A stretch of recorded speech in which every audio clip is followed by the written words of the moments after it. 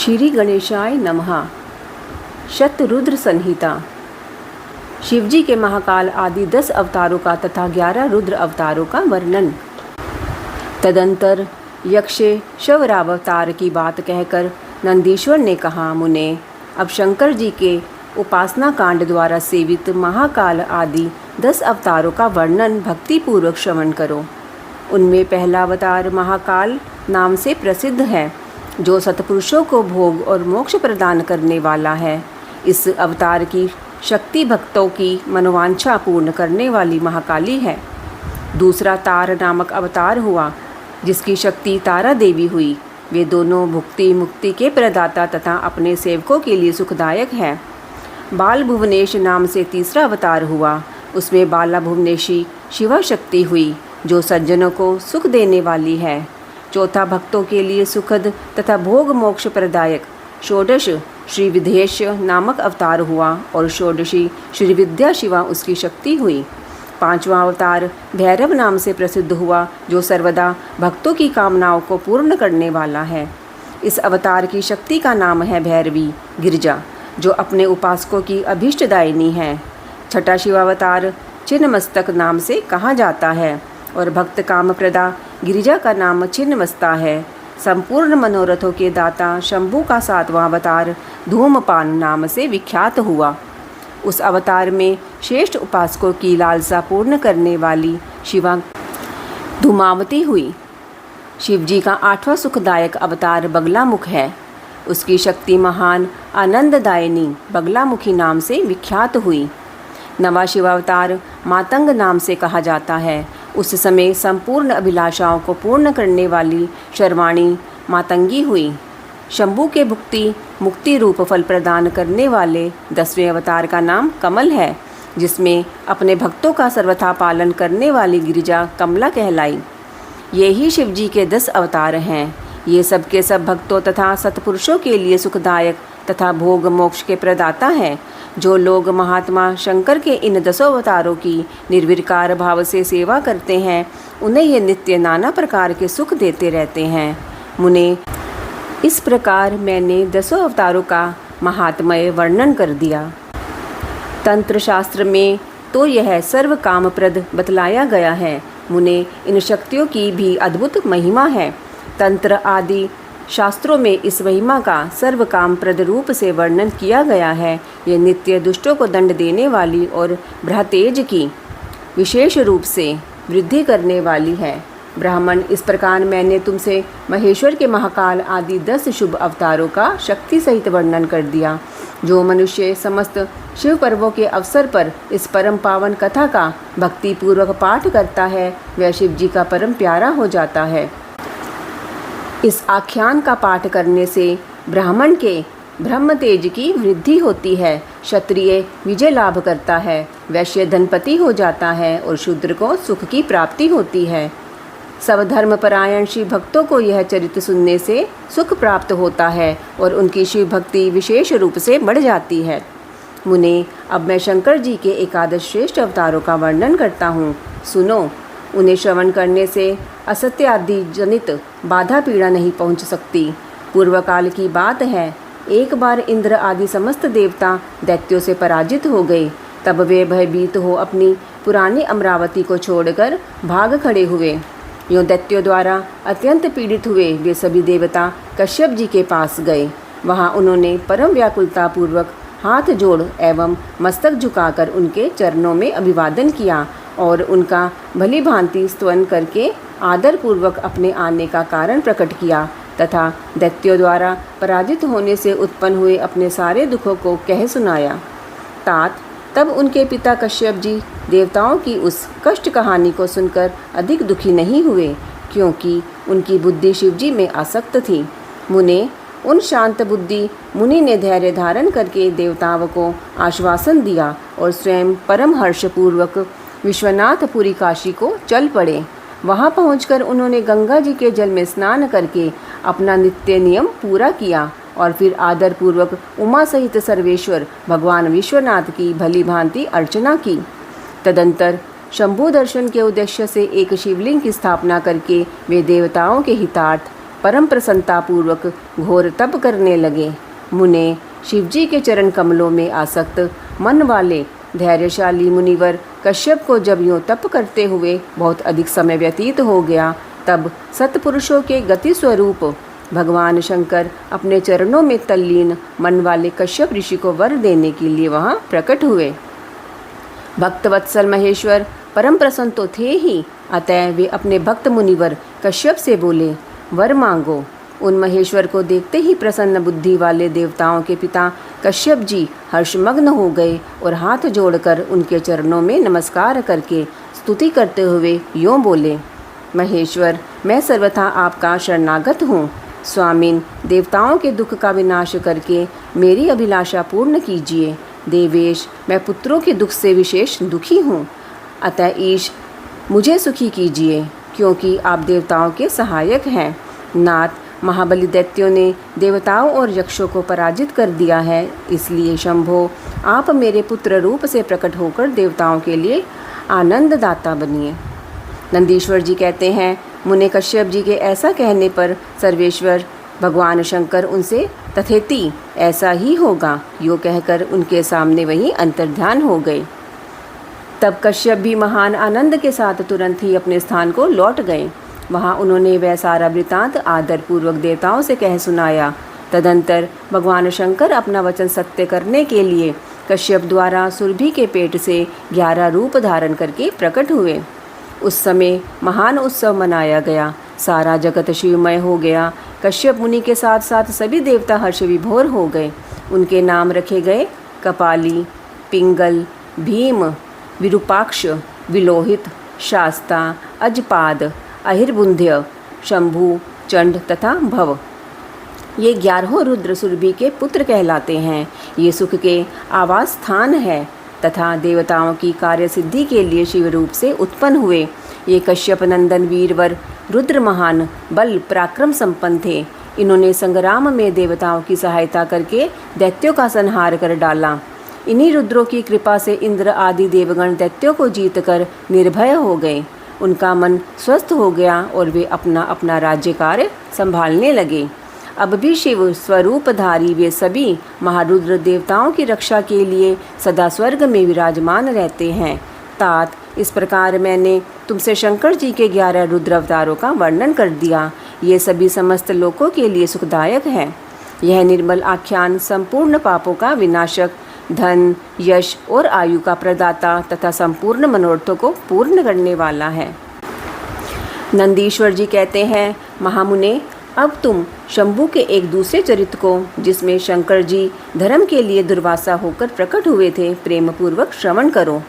अनसुईया के पति ब्रह्मवेता तपस्वी अत्रि ने ब्रह्मा जी के निर्देशानुसार पत्नी सहित ऋक्षकुल पर्वत पर जाकर पुत्र कामना से घोर तप किया।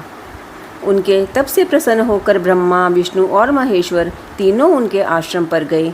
उन्होंने कहा कि हम तीनों संसार के ईश्वर हैं। हमारे अंश से तुम्हारे 3 पुत्र होंगे, जो त्रिलोकी में विख्यात तथा माता पिता का यश बढ़ाने वाले होंगे।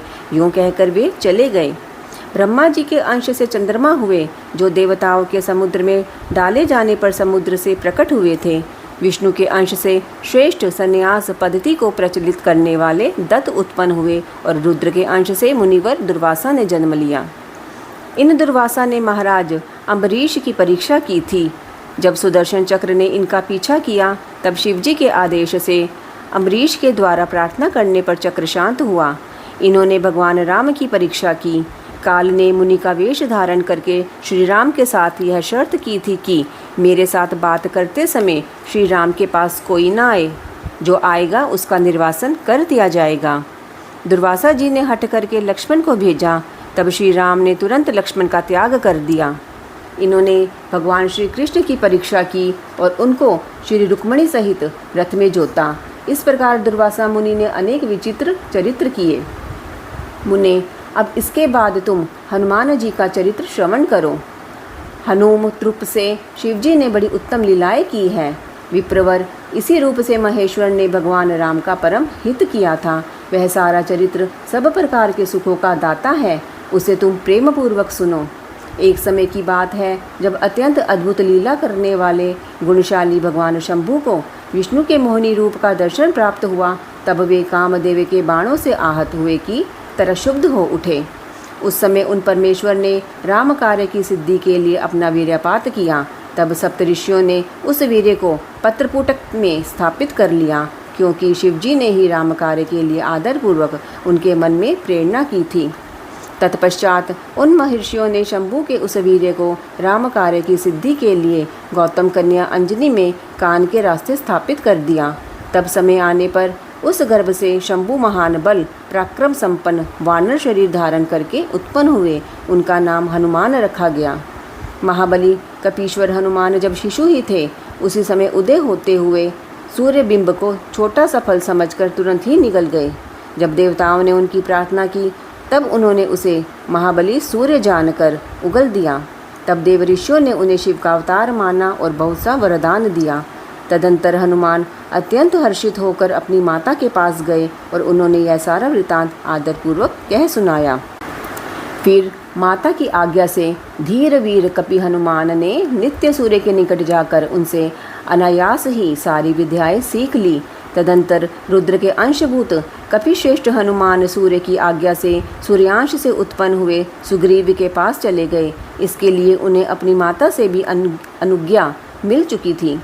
तदंतर नंदीश्वर ने भगवान राम का संपूर्ण चरित्र संक्षेप से वर्णन करके कहा, मुने, इस प्रकार कपिश्रेष्ठ हनुमान ने सब तरह से श्री राम का कार्य पूरा किया, नाना प्रकार की लीलाएं की, असुरों का मान मर्दन किया, भूतल पर राम भक्ति की स्थापना की और स्वयं भक्ताग्रगण्य होकर सीताराम को सुख प्रदान किया।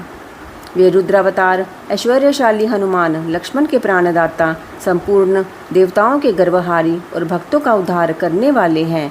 महावीर हनुमान सदा राम कार्य में तत्पर रहने वाले, लोक में रामदूत नाम से विख्यात, दैत्यों के संहारक और भक्तवत्सल हैं। तात, इस प्रकार मैंने हनुमान जी का श्रेष्ठ चरित्र, जो धन, कीर्ति और आयु का वर्धक तथा संपूर्ण अभीष्ट फलों का दाता है, तुमसे वर्णन कर दिया। जो मनुष्य इस चरित्र को भक्तिपूर्वक सुनता है अथवा समाहित चित्त से दूसरों को सुनाता है, वह इस लोक में संपूर्ण भोगों को भोग कर अंत में परम मोक्ष को प्राप्त कर लेता है। तदंतर महेशावतार तथा वृषेवशवतार का चरित्र सुनाकर नंदीश्वर ने कहा, महाबुद्धिमान सनत कुमार जी, अब तुम अत्यंत अगाधपूर्वक महेश्वर के पिपलाद नामक परमोत्कृष्ट अवतार का वर्णन श्रवण करो। यह उत्तम आख्यान भक्ति की वृद्धि करने वाला है। मुनीश्वर, एक समय दैत्यों ने वृतासुर की सहायता से इंद्र आदि समस्त देवताओं को पराजित कर दिया। तब उन सभी देवताओं ने सहसा दधीचि के आश्रम में अपने अपने अस्त्रों को फेंककर तत्काल ही हार मान ली। तत्पश्चात मारे जाते हुए वे इंद्र सहित संपूर्ण देवता तथा देवऋषि शीघ्र ही ब्रह्मलोक में जा पहुँचे और वहाँ ब्रह्मा जी से उन्होंने अपना वह दुखड़ा कह सुनाया। देवताओं का वह कथन सुनकर लोक पितामह ब्रह्मा ने सारा रहस्य यथार्थ रूप से प्रकट कर दिया कि यह सब त्वष्टा की करतूत है। त्वष्टा ने ही तुम लोगों का वध करने के लिए तपस्या द्वारा इस महातेजस्वी वृतासुर को उत्पन्न किया है। यह दैत्य महान आत्मबल से संपन्न तथा समस्त दैत्यों का अधिपति है। अतः अब ऐसा प्रयत्न करो जिससे इसका वध हो सके। बुद्धिमान देवराज, मैं धर्म के कारण इस विषय में एक उपाय बतलाता हूँ, सुनो। जो दधीचि नाम वाले महामुनि हैं, वे तपस्वी और जितेंद्रिय हैं। उन्होंने पूर्व काल में शिवजी की समाराधना करके वज्र सरीखी अस्थियाँ हो जाने का वर प्राप्त किया है। अतः तुम लोग उनसे उनकी हड्डियों के लिए याचना करो, वे अवश्य दे देंगे। फिर उन अस्थियों से वज्रदंड का निर्माण करके तुम निश्चय ही उससे वृतासुर को मार डालना। नंदीश्वर कहते हैं, मुने, ब्रह्मा का यह वचन सुनकर इंद्र, देवगुरु बृहस्पति तथा देवताओं को साथ ले तुरंत ही दधीचि ऋषि के उत्तम आश्रम पर आए। वहाँ इंद्र ने सुवर्चा सहित दधीचि मुनि का दर्शन किया और आदरपूर्वक हाथ जोड़कर उन्हें नमस्कार किया। फिर देवगुरु बृहस्पति तथा अन्य देवताओं ने भी नम्रतापूर्वक उन्हें सिर झुकाया। दधीचि मुनि विद्वानों में श्रेष्ठ तो थे ही, वे तुरंत ही उसके अभिप्राय को ताड़ गए। तब उन्होंने अपनी पत्नी सुवर्चा को अपने आश्रम से अन्यत्र भेज दिया। तत्पश्चात देवताओं सहित देवराज इंद्र, जो स्वार्थ साधन में बड़े दक्ष हैं, अर्थशास्त्र का आश्रय लेकर मुनिवर से बोले। इंद्र ने कहा, मुने, आप महान शिव भक्त, दाता तथा शरणागत रक्षक हैं, इसलिए हम सभी देवता तथा देवऋषि त्वष्टा द्वारा अपमानित होने के कारण आपकी शरण में आए हैं। विप्रवर, आप अपनी वज्रमयी अस्थियां हमें प्रदान कीजिए, क्योंकि आपकी हड्डी से वज्र का निर्माण करके मैं उस देव द्रोही का वध करूंगा। इंद्र के यूँ कहने पर परोपकार परायण दधीचि मुनि ने अपने स्वामी शिव का ध्यान करके अपना शरीर छोड़ दिया। उनके समस्त बंधन नष्ट हो चुके थे, अतः वे तुरंत ही ब्रह्मलोक को चले गए। उस समय वहाँ पुष्पों की वर्षा होने लगी और सभी लोग आश्चर्यचकित हो गए। तदंतर इंद्र ने शीघ्र ही सुरभि गौ को बुलाकर उस शरीर को चटवाया और उन हड्डियों से अस्त्र निर्माण करने के लिए विश्वकर्मा को आदेश दिया। तब इंद्र की आज्ञा पाकर विश्वकर्मा ने शिवजी के तेज से सुदृढ़ हुई मुनि की वज्रमयी हड्डियों से संपूर्ण अस्त्रों की कल्पना की। उनके रीढ़ की हड्डी से वज्र और ब्रह्मशीर नामक बाण बनाया गया तथा अन्य अस्थियों से अन्य बहुत से अस्त्रों का निर्माण किया। तब शिवजी के तेज से उत्कर्ष को प्राप्त हुए इंद्र ने उस वज्र को लेकर क्रोधपूर्वक वृतासुर पर आक्रमण किया, ठीक उसी तरह जैसे रुद्र ने यमराज पर धावा किया था। फिर तो कवच आदि से भली भांति सुरक्षित हुए इंद्र ने तुरंत ही पराक्रम प्रकट करके उस वज्र द्वारा वृतासुर के पर्वत शिखर सरीखे सिर को काट गिराया। तात उस समय स्वर्गवासियों ने महान विजयोत्सव मनाया। इंद्र पर पुष्पों की वृष्टि होने लगी और सभी देवता उनकी स्तुति करने लगे। तदंतर महान आत्मबल से संपन्न दधीचि मुनि की पतिव्रता पत्नी सुवर्चा पति के आज्ञानुसार अपने आश्रम के भीतर गई। वहाँ देवताओं के लिए पति को मरा हुआ जानकर वह देवताओं को श्राप देते हुए बोली। सुवर्चा ने कहा, अहो, इंद्र सहित ये सभी देवता बड़े दुष्ट हैं और अपना कार्य सिद्ध करने में निपुण, मूर्ख तथा लोभी हैं, इसलिए ये सब के सब आज से मेरे शाप से पशु हो जाएं। इस प्रकार उस तपस्वी मुनि पत्नी सुवर्चा ने उन इंद्र आदि समस्त देवताओं को शाप दे दिया। तत्पश्चात उस पतिव्रता ने पतिलोक में जाने का विचार किया। फिर तो मनस्विनी सुवर्चा ने परम पवित्र लकड़ियों द्वारा एक चिता तैयार की। उसी समय शंकर जी की प्रेरणा से सुखदायिनी आकाशवाणी हुई। वह उस मुनि पत्नी सुवर्चा को आश्वासन देती हुई बोली। आकाशवाणी ने कहा, प्राज्ञ, ऐसा साहस मत करो, मेरी उत्तम बात सुनो। देवी, तुम्हारे उदर में मुनि का तेज वर्तमान है, तुम उसे यत्नपूर्वक उत्पन्न करो। पीछे तुम्हारी जैसी इच्छा हो वैसा करना, क्योंकि शास्त्र का ऐसा आदेश है कि गर्भवती को अपना शरीर नहीं जलाना चाहिए, अर्थात सती नहीं होना चाहिए। नंदीश्वर जी कहते हैं, मुनीश्वर यूँ कहकर वह आकाशवाणी उपराम हो गई। उसे सुनकर वह मुनि पत्नी क्षण भर के लिए विस्मय में पड़ गई, परंतु उस सती साध्वी सुवर्चा को तो पतिलोक की प्राप्ति ही अभिष्ट थी, अतः उसने बैठकर पत्थर से अपने उदर को विदीर्ण कर डाला। तब उसके पेट से मुनिवर दधीचि का गर्भ बाहर निकल आया। उसका शरीर परम दिव्य और प्रकाशमान था तथा वह अपनी प्रभा से दसों दिशाओं को उद्भासित कर रहा था। तात दधीचि के उत्तम तेज से प्रादुर्भूत हुआ वह गर्भ अपनी लीला करने में समर्थ साक्षात रुद्र का अवतार था। मुनिप्रिया सुवर्चा ने दिव्य रूपधारी अपने उस पुत्र को देख मन ही मन समझ लिया कि यह रुद्र का अवतार है। फिर तो वह महासाध्वी परमानंद मग्न हो गई और शीघ्र ही उसे नमस्कार करके उसकी स्तुति करने लगी। मुनीश्वर, उसने उस स्वरूप को अपने हृदय में धारण कर लिया। तदंतर पतिलोक की कामना वाली विमलेक्षणा माता सुवर्चा मुस्कुराकर अपने उस पुत्र से परम स्नेहपूर्वक बोली। सुवर्चा ने कहा, तात परमेशान, तुम इस अश्वत्थ वृक्ष के निकट चिरकाल तक स्थित रहो। महाभाग, तुम समस्त प्राणियों के लिए सुखदाता हो और अब मुझे प्रेम पूर्वक पतिलोक में जाने के लिए आज्ञा दो। महापति के साथ रहते हुए मैं रुद्र रूपधारी तुम्हारा ध्यान करती रहूँगी। नंदीश्वर जी कहते हैं, मुने साध्वी सुवर्चा ने अपने पुत्र से यूँ कहकर परम समाधि द्वारा पति का अनुगमन किया। मुनिवर, इस प्रकार दधीचि पत्नी सुवर्चा शिवलोक में पहुंचकर अपने पति से जा मिली और आनंदपूर्वक शंकर जी की सेवा करने लगी। तात इतने में ही हर्ष से भरे हुए इंद्र सहित समस्त देवता मुनियों के साथ आमंत्रित हुए की तरह शीघ्रता से वहां आ पहुँचे। तब प्रसन्न बुद्धि वाले ब्रह्मा ने उस बालक का नाम पिपलाद रखा। फिर सभी देवता महोत्सव मनाकर अपने अपने धाम को चले गए। तदंतर महान ऐश्वर्यशाली रुद्रावतार पिपलाद उसी अश्वत्थ के नीचे लोकों की हितकामना से चिरकालिक तप में प्रवृत्त हुए। लोकाचार का अनुसरण करने वाले पिपलाद का यूँ तपस्या करते हुए बहुत समय व्यतीत हो गया। तदंतर पिपलाद ने राजा अरण्य की कन्या पद्मा से विवाह करके तरुण हो उसके साथ विलास किया। उन मुनि के 10 पुत्र उत्पन्न हुए जो सबके सब पिता के ही समान महात्मा और उग्र तपस्वी थे। वे अपनी माता पद्मा के सुख की वृद्धि करने वाले हुए। इस प्रकार महाप्रभु शंकर के लीलावतार मुनिवर पिपलाद ने महान ऐश्वर्यशाली तथा नाना प्रकार की लीलाएं की। उन कृपालु ने जगत में शनैश्चर की पीड़ा को, जिसका निवारण करना सबकी शक्ति के बाहर था, देखकर लोगों को प्रसन्नतापूर्वक यह वरदान दिया कि जन्म से लेकर 16 वर्ष तक की आयु वाले मनुष्य को तथा शिव भक्तों को शनि की पीड़ा नहीं हो सकती। यह मेरा वचन सर्वथा सत्य है। यदि कहीं शनि मेरे वचन का अनादर करके उन मनुष्य को पीड़ा पहुंचाएगा तो वह निस्संदेह भस्म हो जाएगा।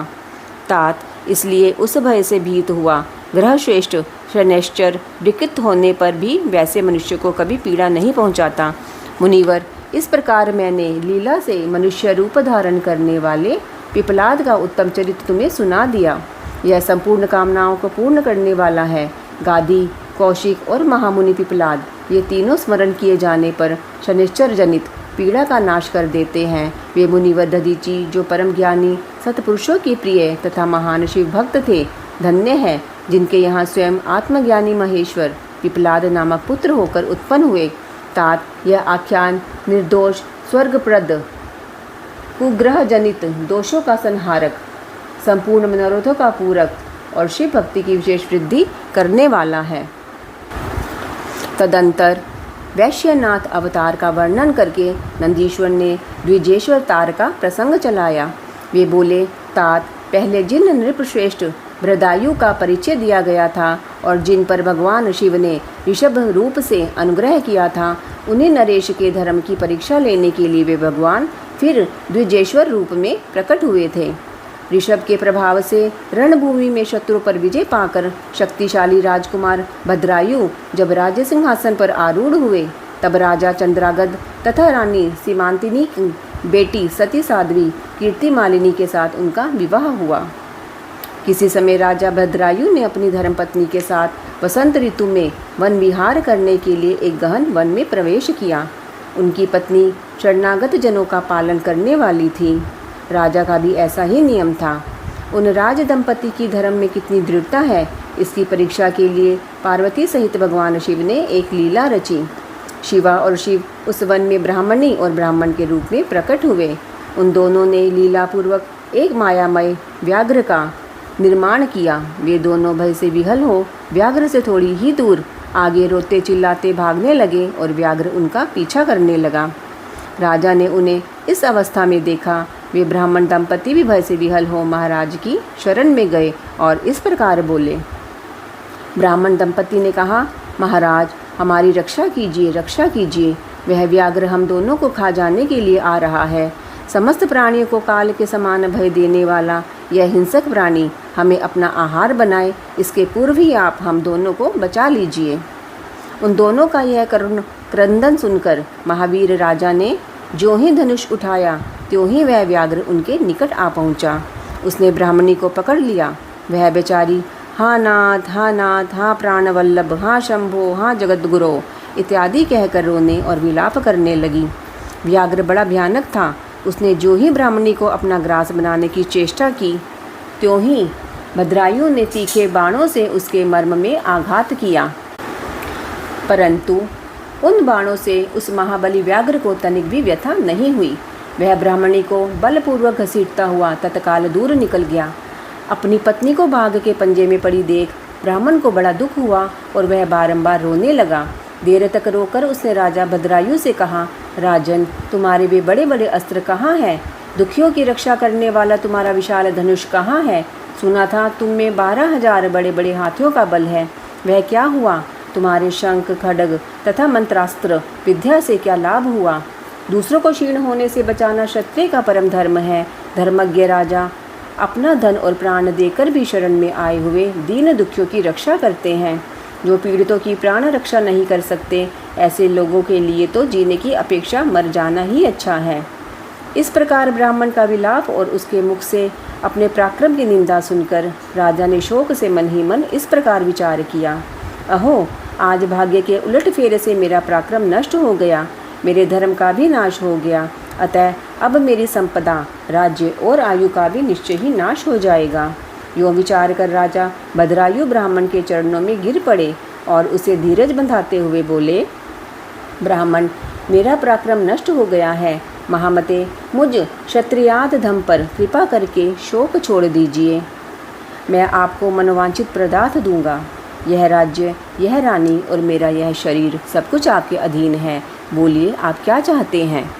ब्राह्मण बोले, राजन, अंधे को दर्पण से क्या काम? जो भिक्षा मांगकर जीवन निर्वाह करता हो वह बहुत से घर लेकर क्या करेगा? जो मूर्ख है उसे पुस्तक से क्या काम? तथा जिसके पास स्त्री नहीं है वह धन लेकर क्या करेगा? मेरी पत्नी चली गई, मैंने कभी काम सुख का उपभोग नहीं किया, अतः काम भोग के लिए आप अपनी इस बड़ी रानी को मुझे दे दीजिए। राजा ने कहा, ब्राह्मण, क्या यही तुम्हारा धर्म है? क्या तुम्हें गुरु ने यही उपदेश किया है? क्या तुम नहीं जानते कि प्राय स्त्री का स्पर्श स्वर्ग एवं सुयश की हानि करने वाला है? पर स्त्री के उपभोग से जो पाप कमाया जाता है उसे सैकड़ों प्रायश्चितों द्वारा भी धोया नहीं जा सकता। ब्राह्मण बोले, राजन, मैं अपनी तपस्या से भयंकर ब्रह्म हत्या और मदिरा पान जैसे पाप का भी नाश कर डालूंगा, फिर पर स्त्री संगम किस गिनती में है? अतः आप अपनी इस भार्या को मुझे अवश्य दे दीजिए, अन्यथा आप निश्चय ही नरक में पड़ेंगे। ब्राह्मण की इस बात पर राजा ने मन ही मन विचार किया कि ब्राह्मण के प्राणों की रक्षा न करने से महापाप होगा, अतः इससे बचने के लिए पत्नी को दे डालना ही श्रेष्ठ है। इस श्रेष्ठ ब्राह्मण को अपनी पत्नी देकर मैं पाप से मुक्त हो शीघ्र ही अग्नि में प्रवेश कर जाऊंगा। मन ही मन ऐसा निश्चय करके राजा ने आग जलाई और ब्राह्मण को बुलाकर उसे अपनी पत्नी दे दी। तत्पश्चात स्नान करके पवित्र हो देवताओं को प्रणाम करके उन्होंने अग्नि की 2 बार परिक्रमा की और एकाग्रचित्त होकर भगवान शिव का ध्यान किया। इस प्रकार राजा को अग्नि में गिरने के लिए उद्यत देख जगतपति भगवान विश्वनाथ सहसा वहाँ प्रकट हो गए। उनके 5 मुख थे, मस्तक पर चंद्रकला आभूषण का काम दे रही थी, कुछ कुछ पीले रंग की जटा लटकी हुई थी। वे कोटि कोटि सूर्यों के समान तेजस्वी थे। हाथों में त्रिशूल, खटवांग, कुठार, ढाल, मृग, अभय, वरद और पिनाक धारण किए बैल की पीठ पर बैठे हुए भगवान नीलकंठ को राजा ने अपने सामने प्रत्यक्ष देखा। उनके दर्शन जनित आनंद से युक्त हो राजा भद्रायु ने हाथ जोड़कर स्तवन किया। राजा के स्तुति करने पर पार्वती के साथ प्रसन्न हुए महेश्वर ने कहा, राजन, तुमने किसी अन्य का चिंतन ना करके जो सदा सर्वदा मेरा पूजन किया है, तुम्हारी इस भक्ति के कारण और तुम्हारे द्वारा की हुई इस पवित्र स्तुति को सुनकर मैं बहुत प्रसन्न हुआ हूँ। तुम्हारे भक्ति भाव की परीक्षा के लिए मैं स्वयं ब्राह्मण बनकर आया था, जिसे व्याघ्र ने ग्रस लिया था। वह ब्राह्मणी और कोई नहीं, ये गिरिराज नंदिनी उमा देवी ही थी। तुम्हारे बाण मारने से भी जिसके शरीर को चोट नहीं पहुँची वह व्याघ्र माया निर्मित था। तुम्हारे धैर्य को देखने के लिए ही मैंने तुम्हारी पत्नी को मांगा था। इस कीर्तिमालिनी की और तुम्हारी भक्ति से मैं संतुष्ट हूँ। तुम कोई दुर्लभ वर मांगो, मैं उसे दूंगा। राजा बोले, देव, आप साक्षात परमेश्वर हैं। आपने सांसारिक ताप से घिरे हुए मुझ अधम को जो प्रत्यक्ष दर्शन दिया है, यही मेरे लिए महान वर है। देव, आप वरदाताओं में श्रेष्ठ हैं। आपसे मैं दूसरा कोई वर नहीं मांगता। मेरी यही इच्छा है कि मैं, मेरी रानी और मेरे माता पिता पद्माकर वैश्य और उसके पुत्र शून्य, इन सबको आप अपना पार्श्ववर्ती सेवक बना लीजिए। तत्पश्चात रानी कीर्तिमालिनी ने प्रणाम करके अपनी भक्ति से भगवान शंकर को प्रसन्न किया और यह उत्तम वर मांगा। महादेव, मेरे पिता चंद्रागद और माता सीमंतिनी, इन दोनों को भी आपके समीप निवास प्राप्त हो। भक्तवत्सल भगवान गौरीपति ने प्रसन्न होकर एवमस्तु कहकर उन दोनों पति पत्नी को इच्छानुसार वर देकर वे क्षण भर में अंतर्ध्यान हो गए। इधर राजा ने भगवान शंकर का प्रसाद प्राप्त करके रानी कीर्तिमालिनी के साथ प्रिय विश्व का उपभोग किया और 10,000 वर्षों तक राज्य करने के पश्चात अपने पुत्रों को राज्य देकर उन्होंने शिवजी के परम पद को प्राप्त किया। राजा और रानी दोनों ही भक्तिपूर्वक महादेव जी की पूजा करके भगवान शिव के धाम को प्राप्त हुए। यह परम पवित्र पाप नाशक एवं अत्यंत गोपनीय भगवान शिव का विचित्र गुणानुवाद जो विद्वानों को सुनाता है अथवा स्वयं भी शुद्धिचित होकर पढ़ता है, वह इस लोक में भोग ऐश्वर्य को प्राप्त कर अंत में भगवान शिव को प्राप्त होता है। ओम नमो शिवाय।